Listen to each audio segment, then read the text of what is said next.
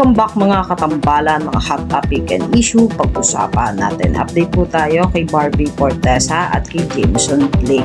Matapos nga po na interviewin itong si Miss Eugene Domingo, si Barbie, na ipinalabas nga po sa The Eugene Domingo channel. Ngayon naman po ay may mga photos na kung saan ay naglalabasan nga po na pumunta nga daw po itong si Barbie at bumisita sa bahay ni Jameson Blake. Makikita rin na magkayapos itong si Barbie at ang ina nitong si Jameson. Sa isang video pa nga po ay nandun din ang ama nitong si Barbie Fortesa, sina Jameson Blake na magkakasama sa isang bahay. Namataan din ito si Barbie na nakasakay sa sasakyan na kung saan si Jameson nga po ang nagmamaneho. Meron pa nga pong ilang mga photos na kung saan ay kumakain sa restaurant itong sina Jameson at Barbie Fortesa.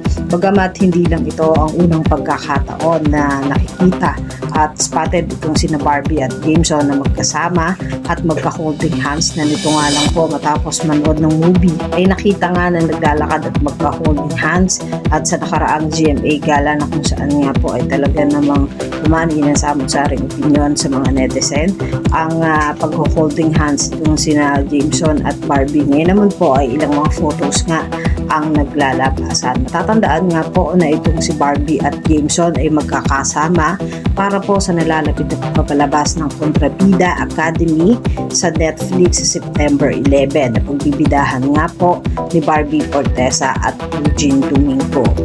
Yan po yung mga update natin ngayon kay Barbie. Kayo mga katambalan, ano ang masasabi nyo? Mag-comment lang sa comment section at pag-usapan natin. Yan ang mga hot topic and issue dito lamang sa Tambalang TV.